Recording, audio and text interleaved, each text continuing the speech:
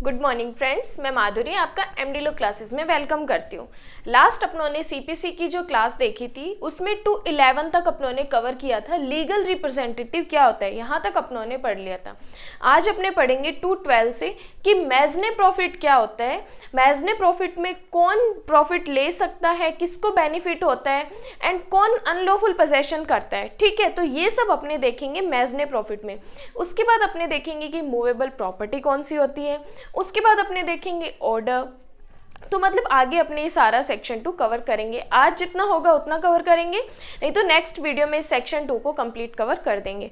तो आइए अपने पढ़ते हैं 212 मैजने प्रॉफिट। सभी जने अपने साथ बेरेक्स ले लीजिए ताकि ये स्टूडेंट को इजीली समझ में आ जाए। देखिए, अगर आप बिना बेरेक्ट के देखेंगे तो एक बार तो आपको समझ में आ जाएगा और आपको लॉजिक भी पता चल जाएगा कि ये सेक्शन कहना क्या चाहता है। लेकिन जब तक आप बेरेक्ट की लैंग्वेज नहीं समझेंगे तब तक फिर आपको एग्जाम में लिखने में दिक्कत आएगी, क्योंकि जो एलएलबी के एग्जाम्स है, जुडिशरी के एग्जाम है, उसमें बेरेक्ट की लैंग्वेज ही लिखनी पड़ती है। आपको समझ आ गया ये बहुत अच्छी बात है, लेकिन बेरेक्ट की लैंग्वेज भी आपको आनी चाहिए। तो पढ़ते हैं 212 क्या कहता है। मैजने प्रॉफिट जिसको कहते हैं अपने अंतकालीन लाभ। क्या कहते हैं? अंतकालीन लाभ। मतलब कि बीच में अगर कोई प्रॉफिट हुआ तो क्या वो लेने का हकदार है जिसने सदोष कब्जा किया है या नहीं। तो आइए अपने पढ़ते हैं। सबसे पहले मैं आपको बेरेक्ट की लैंग्वेज पढ़ के बताती हूँ, देन मैं आपको इजी वे में बताती हूँ कि सेक्शन 12 होता क्या है। मैजने प्रॉफिट है कि संपत्ति के अंतकालीन लाभ से ऐसे लाभों पर, मतलब ऐसे लाभों पर ब्याज सहित, अंडरलाइन कर लीजिए, जो भी इंटरेस्ट है उसको इंक्लूड करके ब्याज सहित वे लाभ अभिप्रेत हैं जो ऐसी संपत्ति पर सदोष कब्जा रखने वाले व्यक्ति को उससे वस्तुतः प्राप्त हुए हों। नंबर 1 लाइन क्या होगी अपनी? नंबर 1 की पॉइंट हो गया कि जो ऐसी संपत्ति पर सदोष कब्जा रखने वाले व्यक्ति को उससे वस्तुतः प्राप्त हुए हों। मतलब किसको प्राप्त हो रहे हैं?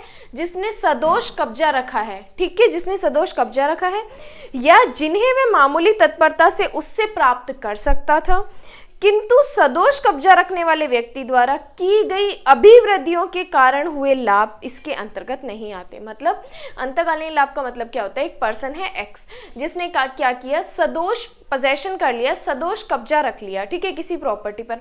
उससे अब जो वो लाभ प्राप्त कर रहा है वो होता है अंतकालीन लाभ। बट इसमें कहता है कि अगर उसने कुछ ऐसे इंप्रूवमेंट्स किए हैं, उसने खुद ने, जिसने सदोष कब्जा रखा है उसने अगर कोई इंप्रूवमेंट्स किए हैं, अगर फिर उसको कोई लाभ होता है तो वो इसके अंतर्गत नहीं आते। मैं आपको एग्जांपल से बताती हूँ। मान लीजिए ये एक प्रॉपर्टी है, ठीक है, ये एक प्रॉपर्टी है जो कि वाई की है, जो कि वाई की है। एक्स क्या करता है, इसमें पोजेशन कर लेता है, सदोष कब्जा कर लेता है। एक्स इस पे सदोष कब्जा कर लेता है। ये जो वाई की प्रॉपर्टी है इसमें क्या है, 4 यानी कि 4 ब्लॉक्स बने हुए हैं जिसको इसने किराए पर चढ़ा रखे हैं। ठीक है, ये वाई की एक प्रॉपर्टी है जिसमें 4 ब्लॉक्स बने हुए हैं जो कि इसने कब्जे पे चढ़ा रखे हैं, जिसमें एक एक पर्सन रहता है, एक एक ब्लॉक में एक एक पर्सन रहता है। ठीक है, अब ये एक्स आता है और इस पे सदोष कब्जा कर लेता है। ठीक है, मतलब जो इसने सदोष कब्जा किया और यहां से इसको जो लाभ प्राप्त हुआ वो इलीगल माना जाएगा। ठीक है, बट ये कहता है कि जो एक्स ने सदोष कब्जा किया उसने क्या किया, इन ब्लॉक्स का एक एक और पार्टीशन कर दिया। ठीक है, इनका एक और पार्टीशन कर दिया जिसमें 2 लोगों को रखने लगा। पहले क्या हो रहे थे, एक एक पर्सन रह रहे थे, अब इसमें 2-2 पर्सन रह रहे हैं। ठीक है, मतलब पहले ओनली टोटल वाई के यहाँ से 4 पर्सन रह रहे थे, लेकिन एक्स ने इनको क्या कर दिया, 8 पर्सन्स के लिए इसको कर दिया। मतलब इसने ऐसे इंप्रूवमेंट्स कर दिए कि एक रूम में 2-2 की शिफ्टिंग कर दी, 2-2 के बेड्स लगा दिए, 2 लोगों के रहने की जगह बना दी।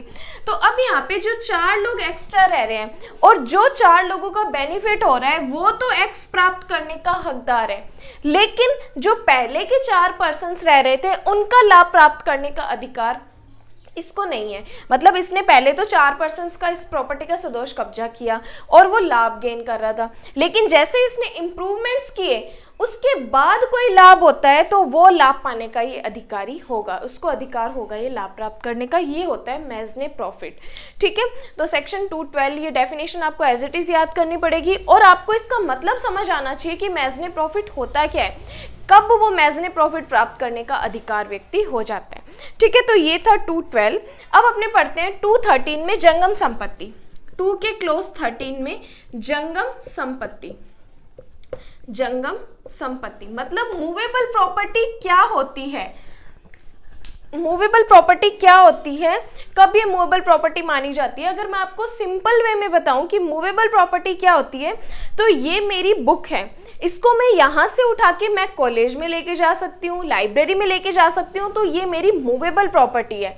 बट ये जो घर है जहाँ पे मैं खड़ी हूँ, ये घर है, ये मूवेबल प्रॉपर्टी नहीं है, क्योंकि इसको मैं यहाँ से उठा के कहीं और नहीं लेके जा सकती, तो ये इमूवेबल प्रॉपर्टी होगी। इसलिए क्या समझे, मूवेबल प्रॉपर्टी वह होती है जिसको एक जगह से दूसरी जगह पे अपने ले जा सकते हैं, मतलब मूव कर सकते हैं, एक स्थान से दूसरे स्थान पर मूव कर सकते हैं, वो होती है अपनी मूवेबल प्रॉपर्टी। बेरेक्ट क्या कहता है कि जंगम संपत्ति के अंतर्गत क्या आती है, अपनी उगती फसलें आती हैं। क्या आती है, अपनी उगती फसलें आती हैं। और इसके अंदर एक्स्ट्रा लिखना चाहते हो तो इसमें घास भी आती है, खड़ा कास्ट भी आता है, ये सब भी उगती जंगम संपत्ति में आ जाती है। क्योंकि जब आईपीसी सेक्शन 22 अपने पढ़ते हैं तो वहाँ पे अपने जंगम संपत्ति या मूवेबल प्रॉपर्टी के बारे में पढ़ते हैं। ठीक है, 214 में अपना क्या आता है, ऑर्डर आता है, मतलब आदेश क्या होता है। आदेश के बारे में इन्होंने डेफिनेशन बता दी कि सिविल में जो अपने आदेश पढ़ते हैं उसका मतलब क्या है, उसका मतलब क्या है। तो सीपीसी 214 कहती है कि सिविल न्यायालय से, क्योंकि सीपीसी अपने पढ़ रहे हैं इसलिए कौन सा कोर्ट हो जाएगा, सिविल कोर्ट हो जाएगा। सिविल न्यायालय की किसी विनिश्चय की, क्या कह रहा है, किसी विनिश्चय की प्रारूपिक अभिव्यक्ति अभिप्रेत है। क्या है, प्रारूपिक अभिव्यक्ति अभिप्रेत है। ऐसे ही एज इट इज याद रखना पड़ेगा, आदेश से सिविल न्यायालय की विनिश्चय की प्रारूपिक अभिव्यक्ति अभिप्रेत है, वो क्या हो जाता है, ऑर्डर आ जाता है। जब अपनों ने 2 पढ़ा था तब मैंने आपको डिक्री एंड ऑर्डर दोनों में डिफरेंसेस बताए थे, तो वो आप चाहे तो 2 के बाद लिख लीजिए या 214 के बाद लिख लीजिए और तब आपको ये क्लियर हो जाएगा। 214 में अपनों ने ऑर्डर पढ़ा। देन आता है 215, इंपॉर्टेंट है, ये प्रैक्टिकली भी इंपॉर्टेंट है और वैसे भी आपको पता होना चाहिए क्योंकि आपने लॉ कर रखी है कि 215 में प्लीडर कौन होता है। प्लीडर कौन होता है, एक प्लीडर अपने पढ़ते हैं, एक अपने पढ़ेंगे सरकारी प्लीडर, वो भी अपने आगे पढ़ेंगे। तो पहले अपने प्लीडर क्लियर करते हैं कि प्लीडर से क्या है, प्लीडर से न्यायालय में किसी अन्य व्यक्ति के लिए उपसंजात होने, मतलब किसी थर्ड पर्सन के लिए आप क्या हो रहे हैं, अपीयर हो रहे हैं, और अभिवचन करने का हकदार कोई व्यक्ति अभिप्रेत है। इनडायरेक्टली क्या समझे, अपनों ने लॉ कर रखी है, अगर अपनों ने बार काउंसिल में रजिस्ट्रेशन करवा रखा है तो अपने क्या है, प्लीडर है, क्योंकि अपने क्या कर रहे हैं, किसी थर्ड पर्सन की तरफ से अपने कोर्ट में अपीयर हो रहे हैं और क्या कर रहे हैं, प्लीडिंग्स पेश कर रहे हैं, तो वो कौन हो जाता है, वो प्लीडर हो जाते हैं। कि प्लीडर से न्यायालय में किसी अन्य व्यक्ति के लिए उपसंजात होने और अभिवचन करने का हकदार अभिव्यक्ति अभिप्रेत है। और इसके अंतर्गत क्या आता है, अपना अधिवक्ता आता है, वकील आता है और हाई कोर्ट का अटर्नी आता है। तो ये 3 चीजें प्री में पूछ सकते हैं कि सीपीसी में जो सेक्शन 215 है, प्लीडर की डेफिनेशन है, उसमें कौन कौन इंक्लूड है। तो अपना अधिवक्ता आता है, अपना वकील आता है और हाई कोर्ट का प्लीडर और हाई कोर्ट का अटर्नी भी इसमें आता है। तो ये होता है प्लीडर की डेफिनेशन। देन आते हैं 216 में रूल्स के बारे में प्रेस्क्राइब किया हुआ है। प्रेस्क्राइब से नियमों द्वारा विहित अभिप्रेत है, मतलब प्रेस्क्राइब में क्या आते हैं, रूल आते हैं। देन आते हैं अपने 217 में। 217 क्या है, अपना लोक अधिकारी है। 216 में अपनों ने क्या पढ़ा, 216 में पढ़ा अपनों ने विहित। 217 में अपने क्या पढ़ रहे हैं, लोक अधिकारी। मोस्ट इंपॉर्टेंट है, मेंस के लिए भी आ सकता है। मेंस में मतलब इसमें 2 या 3 नंबर की या 4 नंबर की, जैसा भी एग्जामिनर को लगता है वैसे डेफिनेशन दे सकता है। 2 नंबर की भी दे सकता है, 4 नंबर की भी दे सकता है, 7 नंबर्स की भी दे सकता है। 217 लोक अधिकारी बहुत इंपॉर्टेंट है। मैं पहले आपको एक एक पॉइंट क्लियर करते बताऊंगी, देन लास्ट में मैं आपके इसके की पॉइंट्स बताऊंगी कि इसको पूरे को कैसे याद रखें। ठीक है, तो सबसे पहले लोक अधिकारी से वह व्यक्ति अभिप्रेत है जो निम्नलिखित वर्णों में से किसी वर्णन के अधीन आता है। मतलब जरूरी नहीं है ये सारे होंगे तभी लोक अधिकारी माना जाएगा, इनमें से कोई एक भी ऐसा पर्सन मिलता है तो वो लोक अधिकारी माना जाएगा, पब्लिक ऑफिसर माना जाएगा। सबसे पहला क्या आता है, हर न्यायाधीश। क्या आता है सबसे पहला, इसमें क्लोज आता है एवरी जज। क्या आता है, मतलब जो भी जज हैं वो क्या माने जाएंगे, पब्लिक ऑफिसर माने जाएंगे। तो पहला क्या आता है, एवरी जज। सेकंड क्या आता है, अखिल भारतीय सेवा का हर सदस्य। क्या आता है, अखिल भारतीय सेवा का हर सदस्य। अखिल भारतीय सेवा का, ये आपको एज इट इज याद करने पड़ेंगे। अदरवाइज आपका एग्जामिनर आपके नंबर काट सकता है। ये आपको याद करने पड़ेंगे जैसे जैसे ये बता रहे हैं। फर्स्ट में एवरी जज, सेकंड में अखिल भारतीय सेवा का हर सदस्य, थर्ड में कहता है सेना संघ की, किसकी, यूनियन की, संघ की सेना, नौसेना और वायुसेना का हर आयुक्त ऑफिसर। तीनों की बात कर रही, बट किसकी, यूनियन की बात कर रहा है। यूनियन की संघ की सेना, नौसेना और वायुसेना, उसका हर आयुक्त ऑफिसर। फोर्थ कहता है न्यायालय का हर अधिकारी। की पॉइंट क्या हो जाएगा इसमें, क्या हो गया की पॉइंट, सेना के बारे में बता रहा है, ठीक है। फोर्थ में क्या हो जाएगा, फोर्थ कहता है न्यायालय का हर अधिकारी, न्यायालय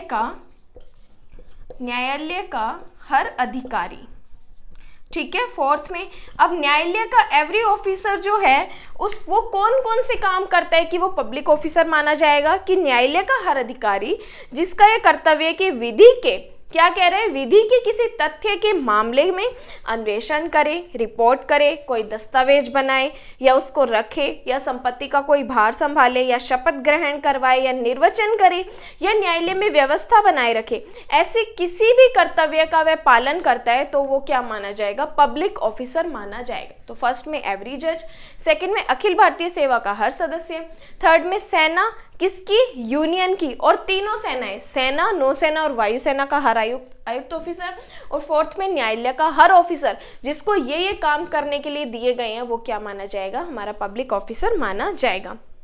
ई में क्या कहता है, हर व्यक्ति जो किसी ऐसे पद को धारण करता है जिसके आधार पर वह किसी व्यक्ति को परिरोध में करने के लिए सशक्त है। मतलब ऐसा पर्सन है जिसको ये राइट्स दिए हुए हैं कि आप इस पर्सन को परिरोध में कर सकते हो, मतलब उसको अपनी हिरासत में ले सकते हो। तो फिफ्थ पॉइंट क्या हो जाएगा, परिरोध में करने के लिए सशक्त व्यक्ति, परिरोध में करने के लिए सशक्त व्यक्ति, मतलब उसको ये राइट दिए हैं कि आप उस पर्सन को परिरोध में कर सकते हैं, वो भी हमारा क्या माना जाएगा, पब्लिक ऑफिसर माना जाएगा। इनडायरेक्टली क्लोज 5 किसके लिए कह रहे हैं, हमारी पुलिस के लिए कह रहे हैं, क्योंकि पुलिस को ये राइट होता है कि अगर कोई पर्सन ऑफेंस कर रहा है तो आप उसको अपनी हिरासत में लीजिए, इसलिए क्लोज 5। तो हमारी पुलिस भी क्या होती है, पब्लिक ऑफिसर होती है। फर्स्ट एवरी जज, सेकेंड अखिल भारतीय सेवा का हर सदस्य, थर्ड क्या कहते हैं, सेना, नौसेना, वायुसेना का हर आयुक्त ऑफिसर, फोर्थ कहता है न्यायालय का हर ऑफिसर, फिफ्थ कहता है ऐसा पर्सन जिसे परिरोध में करने के लिए सशक्त किया गया है, ठीक है, फिफ्थ। सिक्स कहता है कि सरकार का हर अधिकारी। अब 6 पॉइंट क्या कह रहा है कि गवर्नमेंट का हर ऑफिसर, सरकार का हर अधिकारी, मतलब जिसे गवर्नमेंट ने क्या किया है, अपॉइंट किया है, वो पर्सन भी क्या माना जाएगा, पब्लिक ऑफिसर माना जाएगा। अब उसको कौन कौन से राइट्स दिए, लाइक सरकार का हर ऑफिसर जिसे ऐसे अधिकारी के नाते कर्तव्य है कि वे अपराधों का निवारण करे, मतलब अपराधों को प्रिवेंट करे, अपराधों को रोके, अपराधों की इत्तला दे, अपराधियों को न्याय के लिए उपस्थित करे, या लोग के स्वास्थ्य, क्षेम या सुविधा की संरक्षा करे। मतलब कि गवर्नमेंट का हर ऑफिसर है किसकी क्या ड्यूटी है, वो हमें अपराधों के बारे में इत्तिला दे, वो अपराधों को होने से रोके, या अपराधियों को न्याय के लिए उपस्थित करवाए, या लोग के स्वास्थ्य, क्षेम, सुविधा की संरक्षा करे, वो भी हमारे क्या माने जाएंगे, पब्लिक ऑफिसर माने जाएंगे। देन नेक्स्ट कहते हैं कि हर अधिकारी जिसका ऐसे अधिकारी के नाते कर्तव्य है कि वे सरकार की ओर से संपत्ति को ग्रहण करें। क्या कहते हैं, ये भी कहता है कि ऐसा पर्सन जो सरकार की ओर से, ऐसा व्यक्ति जो सरकार की ओर से कार्य करे, मतलब जिसको गवर्नमेंट ने ही अपॉइंट किया है, वो पर्सन भी क्या आएगा, हमारा पब्लिक ऑफिसर में काउंट होगा, ठीक है। देन नेक्स्ट आता है कि हर अधिकारी जो सरकार की सेवा में है या वेतन पाता है, मतलब 8 पॉइंट क्या होगा, जो सरकार से सैलरी लेता है, जो गवर्नमेंट से सैलरी लेता है वो भी क्या माना जाएगा, हमारा पब्लिक ऑफिसर माना जाएगा। अगर गवर्नमेंट ने उसे अपॉइंट किया है तो सिंपल सी बात है वो उसको सैलरी देगा, इसलिए जो पर्सन गवर्नमेंट से सैलरी ले रहा है वो भी क्या माना जाएगा, हमारा पब्लिक ऑफिसर माना जाएगा। या किसी लोक कर्तव्य के पालन में फीस या कमीशन के लिए पारिश्रमिक पाता है तो वो भी क्या माना जाएगा, हमारा पब्लिक ऑफिसर माना जाएगा। तो ये 8 पॉइंट्स हैं जो कि बताता है कि हमारा पब्लिक ऑफिसर कौन है। फर्स्ट, एवरी जज। सेकंड, अखिल भारतीय सेवा का हर सदस्य। थर्ड, संघ की सेना, नौसेना, वायुसेना का हर आयुक्त ऑफिसर। फोर्थ, न्यायालय का हर अधिकारी। फिफ्थ, ऐसा पर्सन जिसे परिरोध में करने के लिए, किसी व्यक्ति को परिरोध में करने के लिए सशक्त किया है वो पर्सन। सिक्स, क्या कहता है, सरकार का हर अधिकारी जिसका कर्तव्य है कि वह अपराधों की इत्तला दे, अपराधों को प्रिवेंट करे, अपराधियों को न्याय के लिए उपस्थित करे। ठीक है। 7, ऐसा ऑफिसर, ऐसा व्यक्ति जो सरकार की ओर से कार्य करता है, संपत्ति ग्रहण करता है, उसका व्ययन करता है, वो भी पब्लिक ऑफिसर माना जाएगा। 8 पॉइंट, ऐसा पर्सन जो सरकार से सैलरी लेता है या फीस या कमीशन के रूप में पारिश्रमिक पाता है तो वो क्या माने जाएंगे, हमारे पब्लिक ऑफिसर माने जाएंगे। इस की पॉइंट से आप अपने नोट्स में लिखेंगे तो एग्जाम में कंप्लीट नहीं तो 60 या 70% तो आप इसको आराम से लिख सकते हैं, जिसमें से आपको कम से कम 60-70% नंबर मिल जाएंगे उस क्वेश्चन में। ठीक है, तो ये था हमारा पब्लिक ऑफिसर। देन 218 में क्या पढ़ते हैं, अपने रूल्स पढ़ते हैं। रूल्स कौन कौन से, जो कि फर्स्ट शेड्यूल में बताए गए हैं या सेक्शन 122 या 125 के अधीन कोई रूल बताए गए हैं तो वो रूल्स के अंतर्गत आएंगे। 19 कहते हैं निगम अंश, इंपॉर्टेंट है, यहाँ से भी प्री में क्वेश्चन पूछ सकते हैं कि जो शेयर्स हैं, कॉरपोरेशन जो शेयर हैं उनमें क्या क्या आता है, तो उसमें स्टॉक आता है, डिबेंचर स्टॉक आता है, डिबेंचर आता है, और क्या आते हैं इसमें, बंधपत्र या बॉन्ड आते हैं। तो 4 चीजें इसमें हैं, या तो डिबेंचर आते हैं, या स्टॉक आते हैं, या स्टॉक डिबेंचर आते हैं, या बॉन्ड इसमें आते हैं, तो वो क्या माने जाएंगे, हमारे निगम अंश माने जाएंगे। एंड 20 भी प्री में पूछ सकता है, क्योंकि अपने कोई भी चीज़ नहीं छोड़नी। जब भी कोई व्यक्ति क्या करता है, स्टूडेंट एक ही चीज़ छोड़ देता है कि नहीं इसमें से नहीं पूछा जाएगा, तो उसी में से क्वेश्चन आ जाता है। जैसे कि लास्ट एग्जाम में भी पूछ लिया था कि ये कौन से सेक्शन से रिपील हुआ है, जबकि बहुत से स्टूडेंट इसको छोड़ देते हैं कि क्वीन को कौन से सेक्शन से रिपील किया है, तो इसीलिए अपनों को कुछ भी नहीं छोड़ना, सारा कुछ अपनों को पढ़ना पड़ेगा। 20 क्या कहता है, हस्ताक्षरित के अंतर्गत, मतलब साइन क्या है कि निर्णय या डिक्री की दशा के सिवाय हस्ताक्षरित के अंतर्गत क्या आते हैं, स्टाम्पित आते हैं। ठीक है, तो ये भी आपको पता होना चाहिए। तो ये अपनों ने 220 तक सेक्शन 2 अपनों ने क्लियर किया। मैं शुरू से बता देती हूँ सेक्शन 2 में क्या क्या पढ़ा। 2.1 में कोड पढ़ा, 2.2 में डिक्री पढ़ा, 2.3 में अपनों ने डिक्रीदार पढ़ा, 2.4 में अपनों ने जिला पढ़ा, 2.5 में विदेशी न्यायालय, 2.6 में विदेशी निर्णय, 2.7 में क्या पढ़ा अपनों ने, प्लीडर पढ़ा, 2.7 में अपना सरकारी प्लीडर पढ़ा, जो कि अपने पहले पढ़ चुके थे जब मैंने आपको प्लीडर के बारे में बताया। तो 7 में अपनों ने सरकारी प्लीडर पढ़ा। 7A एंड 7B मैंने नहीं पढ़ाया क्योंकि इसकी ओनली आपको पता होना चाहिए कि 7A में हाई कोर्ट है, 7B में भारत है। ठीक है, ये पता होना चाहिए। 8 में अपनों ने पढ़ा न्यायाधीश, मैंने बताया कि 8 जज होते हैं। 8 में न्यायाधीश, 9 में निर्णय, 10 में निर्णय त्रिणी, जो कि 2-3 के साथ मैंने आपको कनेक्ट करवाया था 2-10 का। ठीक है, 2-11 में अपनों ने विधिक प्रतिनिधि पढ़ा, जो कि बहुत इंपॉर्टेंट है। 2-12 में अपनों ने पढ़ा मैजने प्रॉफिट, 2-13 में पढ़ा अपनों ने जंगम संपत्ति, 14 में पढ़ा अपनों ने आदेश, 15 में पढ़ा अपनों ने प्लीडर, 16 में अपनों ने पढ़ा विहित, 17 में पढ़ा अपनों ने लोक अधिकारी, 18 में पढ़ा अपनों ने नियम, 19 में पढ़ा अपनों ने निगम अंश और 20 में पढ़ा अपनों ने हस्ताक्षर। तो ये है सीपीसी का सेक्शन 2 डेफिनेशन क्लोज, जो कि ये बेस है सीपीसी का। इसके बारे में अपनों को सारा की सारा पता होना चाहिए, जैसा कि मैंने आपको पढ़ाया। अगर आप उस तरह से इसको पढ़ते हैं तो मैं 100% कहती हूँ कि आपको ये याद होगा। कल अपने पढ़ेंगे सेक्शन 3 से लेके, जो कि बहुत ईजी है। मैं आपको क्लियर बताऊँगी, ईजी वे में बताऊँगी कि सेक्शन 3 से लेके सेक्शन 7-8 तक कितना इजी है। ठीक है, तो अगर आपको मेरी वीडियो अच्छी लगी हो तो मेरे चैनल को सब्सक्राइब कर देना और अपने फ्रेंड्स के साथ भी मेरी वीडियो को शेयर कर देना। Thank you so much.